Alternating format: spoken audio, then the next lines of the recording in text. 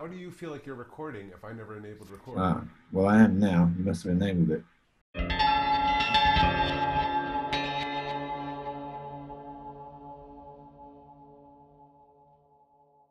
Welcome to episode 4 of the Beautiful Tornado podcast.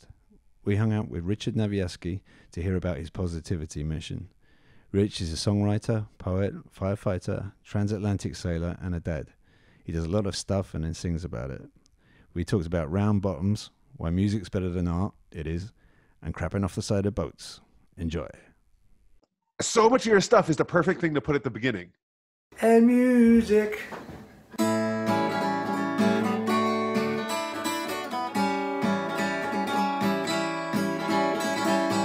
I love fall leaves lying on the ground under my feet. I love the way they sound. I love the breeze blowing them around. And music. I love the sky when it's blue and white. I love the stars piercing through the night. I love the feeling that everything's alright. And music.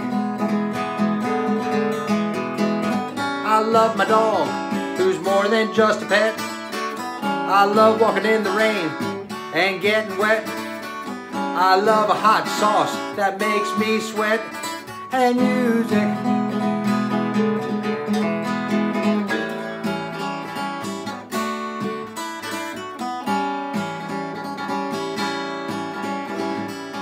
I love how birds don't pay no rent. I love to sleep outside in a tent. I love the cold air blowing from my bed. And music. I love the sunshine heating up my back. I love an afternoon with a cold 6-pack. I love pizza for a midnight snack. And music.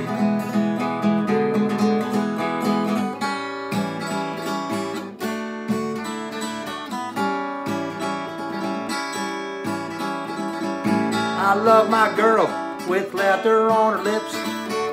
I love to watch her when she shakes her hips. I love the way that my heart flips. And music.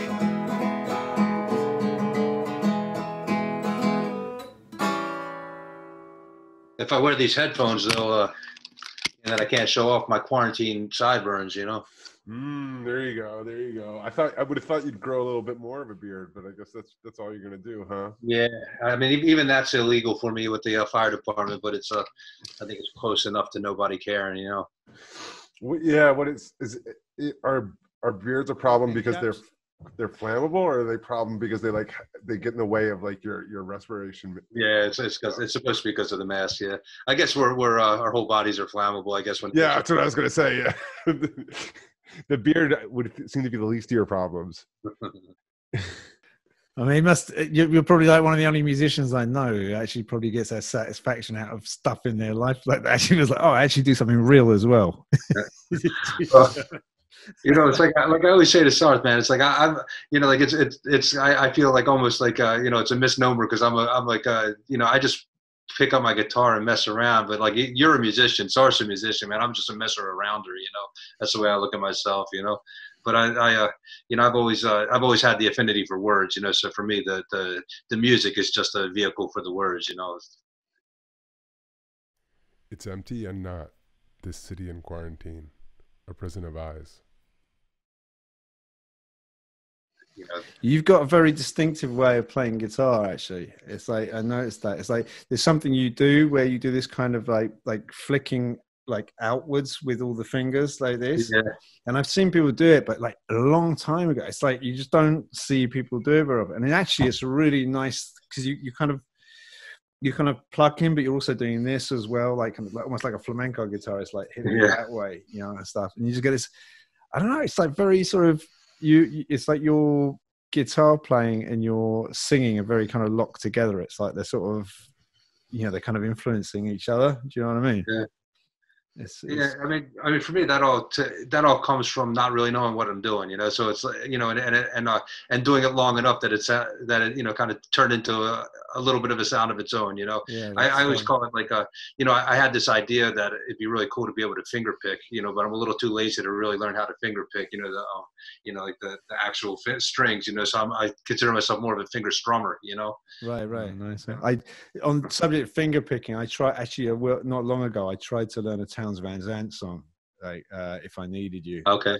And it must have taken me about 6 weeks to get the pick, and I'm still not that good at it actually. But it's so difficult. But that folk style is just such a beautiful sound. You know, that's actually the sound that I was you know, dreaming of being able to play. You know, I listen to, you know, over the more recent years, you know, I listen to almost exclusively like folk music, but really more like bluegrass music. So, you know, which is you know, takes, you know, 7 lifetimes worth of practicing to be able to play that kind of music, you know. So so I think that kind of influences the way my accidental sound comes out, you know. But it's you know, it's certainly not that sound, but that's the sound that I think influences the way I play, you know. Right. So I was thinking that here at this spot is where we should play one of your songs, one of the ones that used a lot of finger picking. Yeah, actually, "Boring" is a pretty good example.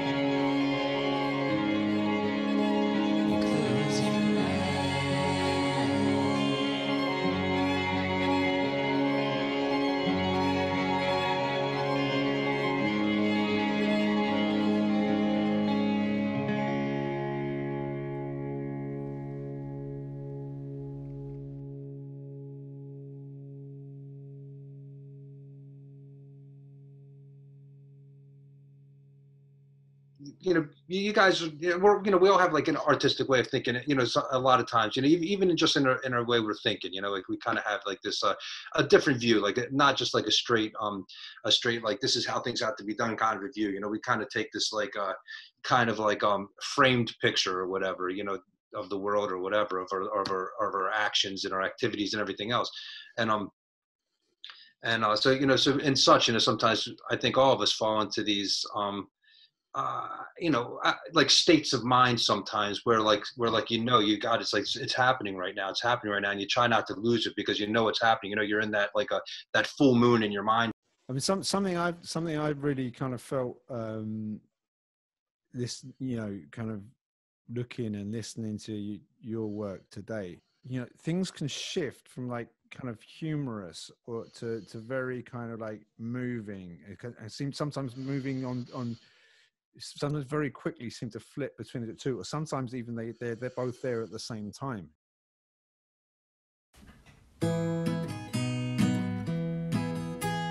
I like the hum of railroad tracks, stories told without the facts, pictures that say a couple words, messages on the legs of birds. I like the whistle of the wind, a friendly voice that says come in, the endless patterns of the trees, my endless possibilities. I like that, yeah, I like that.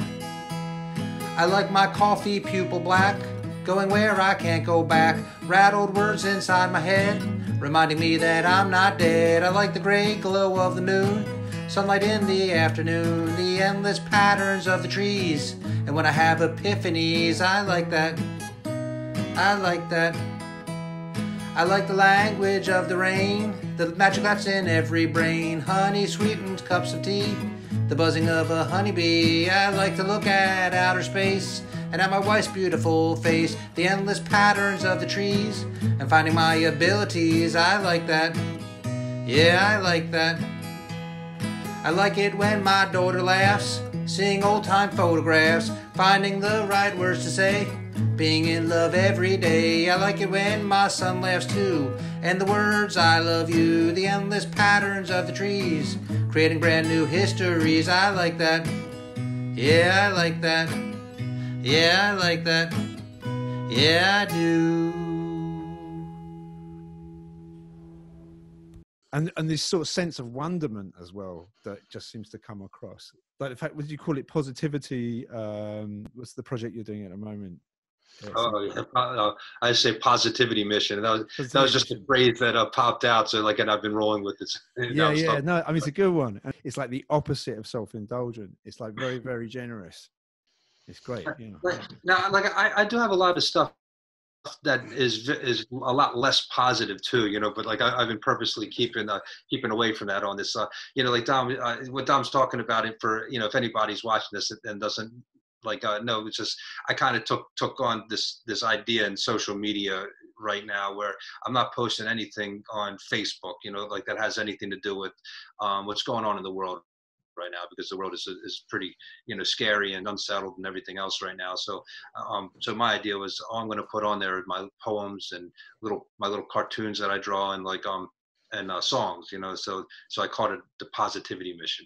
The only songs that I'm choosing to put on there are kind of purposely silly, or at least have some element of funny or funness to it, positivity to it, whatever. But I definitely have my darker side too with some of the things that I come out with, as Sarth knows, Yeah.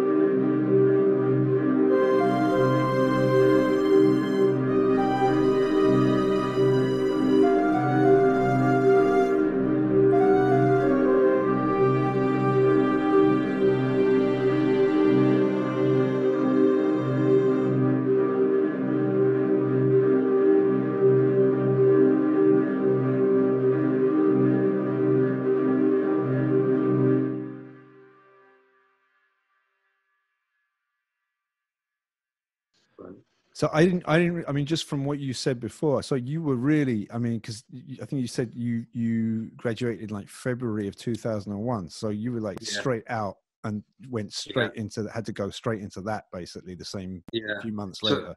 Yeah, it was. You know, I started the academy February of '01. So I got out of the academy in like April, maybe I forget. I guess it was around April something, and then I went out to the field for 3 months, then back to the academy for 3 weeks, and then we got our assignments. Our first assignment, that 3-month assignment, was in a temporary house.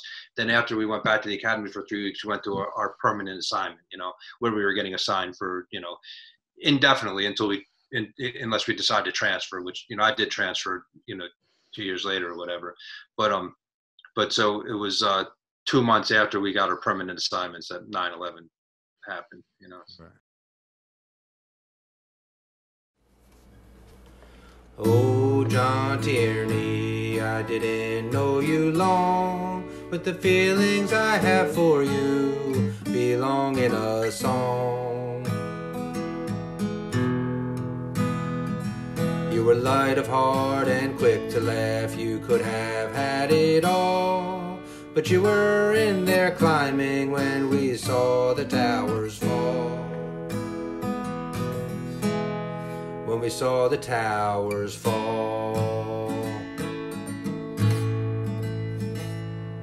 we learned the job together in the icy winter cold, holding push-ups in the slush whenever we were told. You made me laugh and I made you, and we never would complain while we fought exhaustion in the icy rain. In the icy rain. You'd call me on the telephone just to play guitar.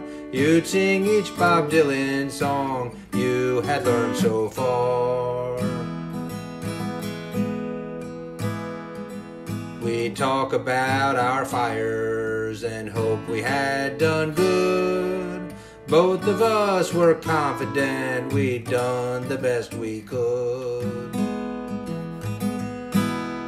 We'd done the best we could.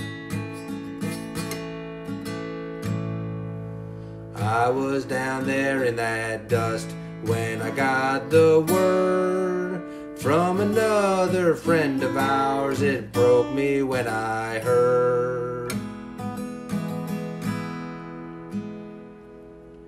My heart and my stomach fell, and so did my tears. John Tierney left this life at 27 years. At 27 years. Oh, John Tierney, I didn't know you long, but the feelings I have for you belong in a song.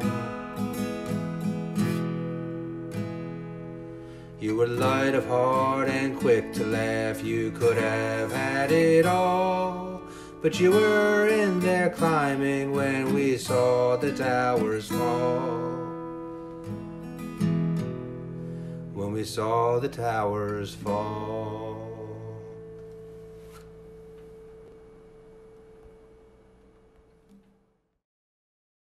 So I was thinking about it, right?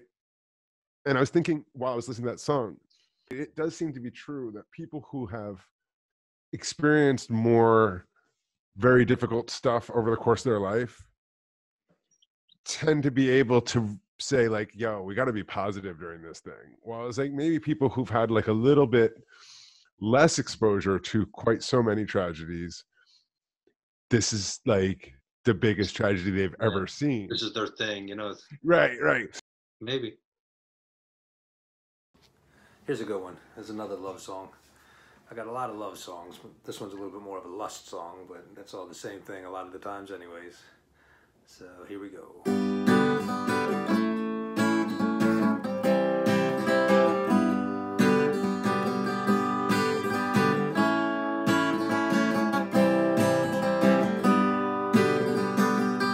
goes my round bottom girl, walking away from me, swinging like she's ringing a bell, and she knows that I see.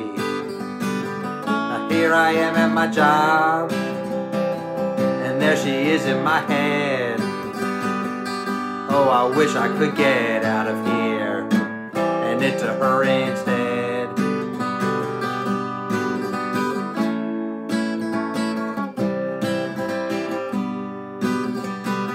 Here comes my round bottom girl, like a sunshiny day, with hips announcing as she's bouncing for me that she's ready to play. Now every thought in my mind is caught in her like a web. Oh, I wish I could get out of here and into her instead.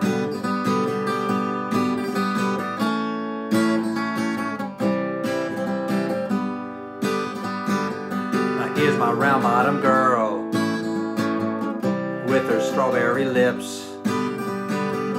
She adores me, and that's why she allures me with her hands on her hips. Now why am I outside and not in her bed?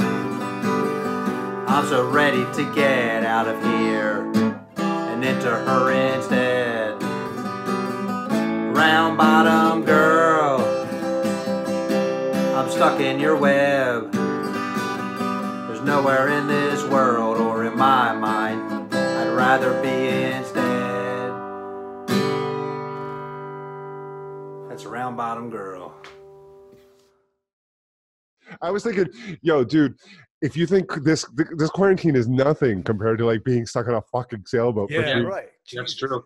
With a bunch of people, they all spoke Polish too, except for me and Yohanan, who was an Israeli guy. He's actually still a very close friend of mine. He's awesome. He's the only other person from the boat that I'm in touch with, but he's such a good person. And like so the two of us were kind of in our own foreign land because they just spoke Polish the whole time, you know. Wow. And how long were you on it for? How long was the whole trip? I was gone for 2 months, so I want to say like 7 or 8 weeks. I'm sorry, it's like 7 weeks or so on the boat, and then like a week traveling, something like that. Yeah, when I got off. Right. Wow, God, that's not a lot of space to work with, to live in. No, it's pretty tight. Yeah. Especially when you're shitting off the back of it every time you go. You know. Oh man. Yeah. After 3 days, I went to the stern of our boat, finally, and exposed my ass to the ocean and shat. The sleet had slowed for a tapering moment, though what fell came sideways on fierce blowing wind. I watched our boat's deck rise toward swirls of dark clouds. I watched mountain ranges roll up from the surface across which we traveled. We held our direction. We held the wind. We rode through a storm as I shat untethered, watching the chaos of shape-shifting mountains wrinkled with hills, waves upon waves, the smallest like insects that raced toward each peak. Those giant ripples became our horizons. I watched from deep valleys, slid toward the sky, then to a next valley, again and again. Again and again, a wind gust or twist of the ocean brought the slap of a giant, a roll of our boat, a broken off wave deluging the deck, our mast tapping ocean, then swinging again to point at the sky. And that's where I sat, performing my function, at the confluence of air and sea, watching a storm. I mean, and they didn't like. Rich says he'll never eat kielbasa again. I've broken that. I've to be able to. It took me a while. I don't even know what that is. What is kielbasa? Like Polish sausage, Polish smoked sausage. Oh, okay, right. Yeah, that was like our meal for the day after day.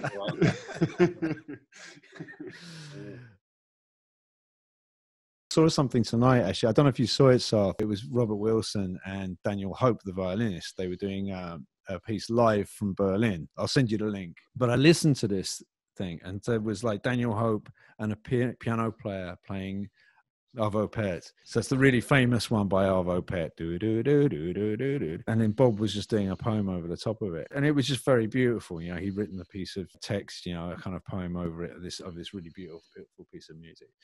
So in itself, it was nothing clever. You know, it was just something emotionally put together because they were both stuck in Berlin, you know, in the lockdown. And Daniel Hope is an incredible one, like a world-class violinist, and Bob is Bob. and I got to the end of it, and I thought, you know what came to mind was I remember going to see a painting by Anselm Kiefer in Paris, like a show of Anselm Kiefer's paintings. And I realized that despite the fact I'd been going to see art since I was a kid, you know, like my mum would take me to galleries and stuff like that, I realized that was the first time that paintings had actually moved me for real. And I realized that it had never actually happened before. I thought it was. I'd always been kind of disappointed by the effect it was having, but I guess, that's just how it is, you know, until something did have that effect. And tonight, when I saw Bob and Daniel do this thing, I had this moment where I thought, this is the first time with absolute like clarity that I've actually like tangibly understood the importance of art on our inner lives, you know, because it was so powerful, the feeling in this situation, the context of it and whatnot, and the calming and kind of like the sort of surge of emotions that were kind of going through me. There was me, Ali and Luke all just standing sort of silently in the kitchen, just listening to the performance. And it was just like, and so often, you know, being a musician or some kind of artist and whatnot, you know, sort of struggle to find meaning in what any of that stuff I'm doing is about. But so it's a very rare moment to really be acutely aware at that point of thinking, oh, that's what this is about. Because there's the outer world and there is the inner world, you know, and it was just to suddenly become so aware of that inner world for a few minutes, you know, was kind of, and, you know, was quite something. You know, it's the role of humans is that our internal world is reflected in the external world, right? Like that is the role of humanity, is that we are constantly manifesting. Like what we do is we manifest, we build, we grow, you know what I mean? We harvest, you know, we can hurt people, we can lift people up. Like, so until you were talking, I never really saw this connection that it's like, if art can elevate your spirit or your mood even, right? If it can affect your inner world, that's immediately going to be reflected in the outer world. Yeah, right. You know, because the outer world is a reflection of people's inner state, very literally. Yeah.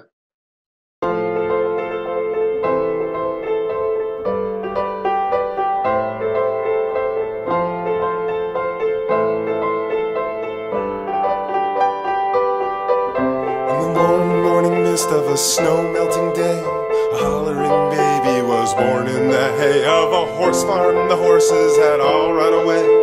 The doctor was stuck with no choice but to stay. The morning grew warmer, the ground melted wet, and the doctor's body was covered in sweat from the strangest of births he'd administered yet. The strangest of babies a mother could get. She had eyes of black glass and she mewed like a dog. She jumped from her mountain like an angry bullfrog. Her howling stopped cold, she went still as a log when a voice called out mine from the lingering fog. The mud squishing sound of heavy footfalls made the doctor feel snared by the choking barn walls. I can't hide, feared the doctor, in open horse stalls. There's no escape from whatever befalls. The lantern been out since the end of the night, and the darkness now blocked the barn door sorts of light. 10 feet tall, black glass, and a smell of cordites. This is bad, thought the doctor. The doctor was right when the demon distracted by the baby in the hay. The doctor could not make himself run away like the horses. Something was making him stay. Curiosity again was winning the day. The demon bent down, far down, to kiss his young bride and swallow her whole. Just a hoarder inside. He took up the baby, and then in one stride, he stood at the doctor in a shivering side. There are so many things in this great world to see, said the demon, and here you are looking at me. I could turn you to coal, or hang you on a tree, or today on a whim I could let you be free. The doctor woke up holding a mother's hand. It was snowing, there were horses and fires being fanned. The baby had already learned how to stand and sing beautiful songs to the war-torn land, and sing beautiful songs to the war-torn land, and sing beautiful songs to the war-torn land.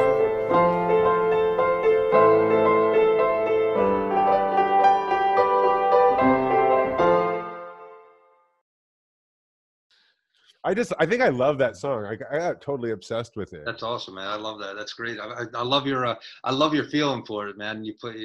That was good. That was good what you did with it. I like that a lot. Yeah.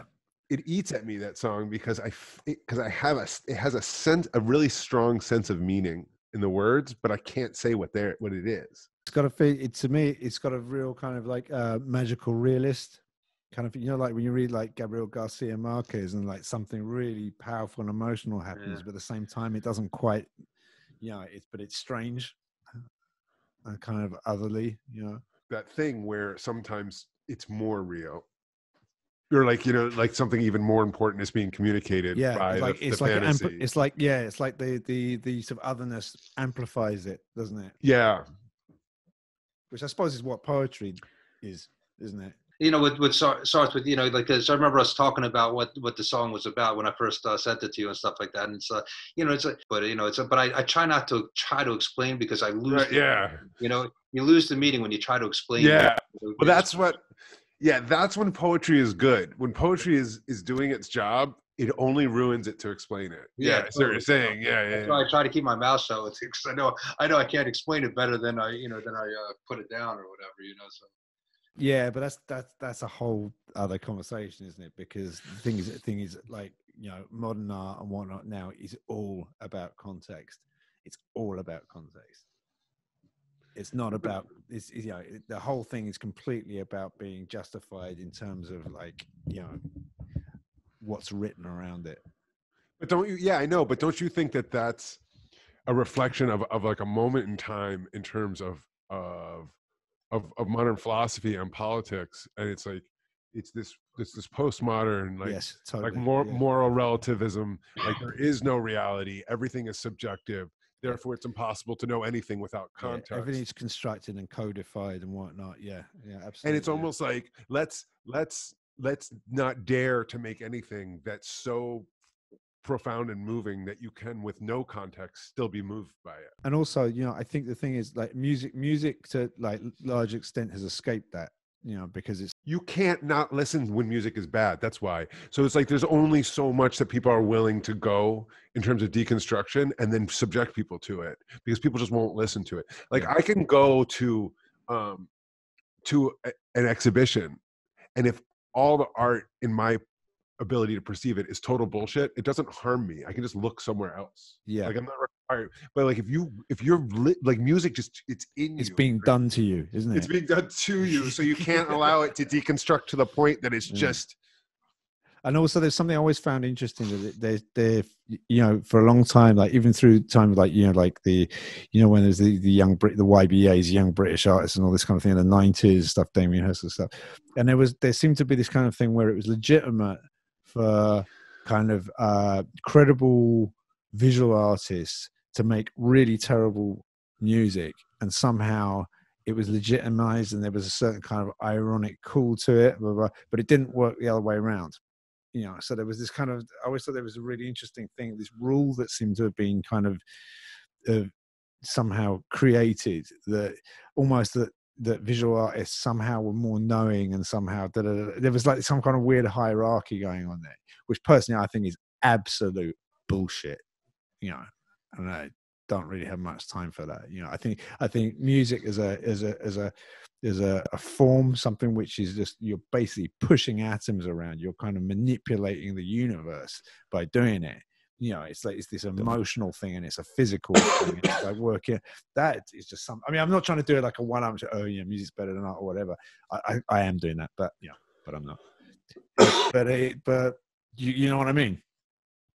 It's just something which, like you say, it kind of has to be real, or people just turn it off.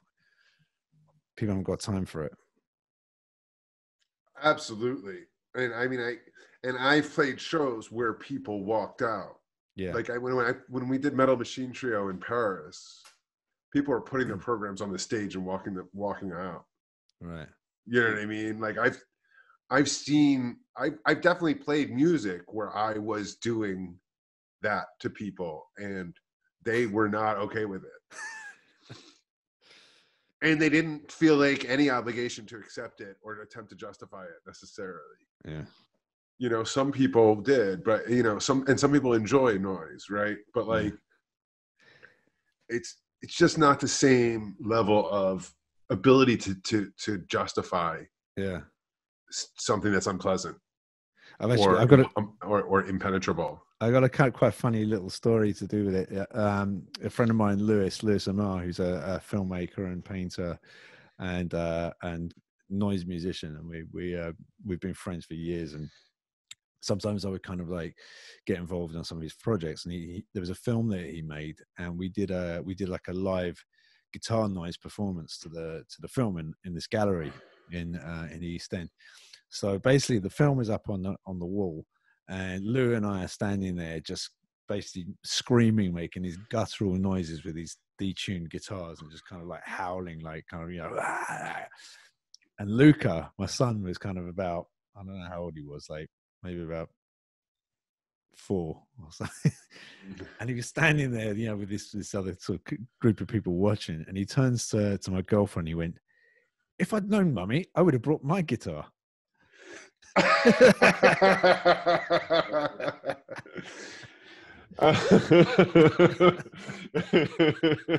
Yeah, he had a point. He was actually right on message there. Yeah. Oh man, let's play another Rich Nav song. Yeah. Not only am I bad like Jimmy Cliff, but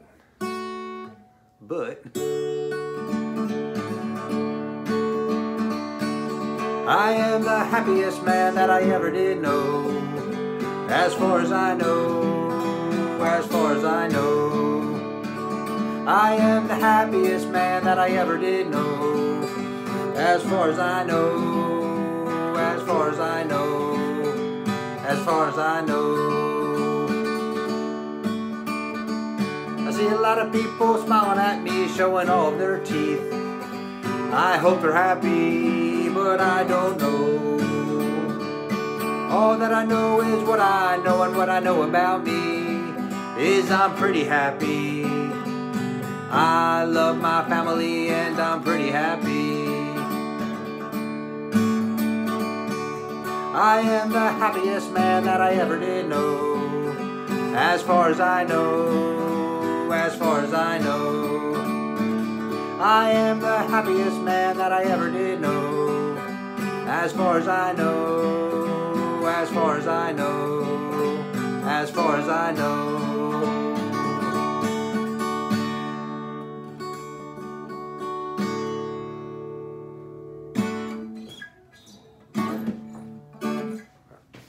As far as I know.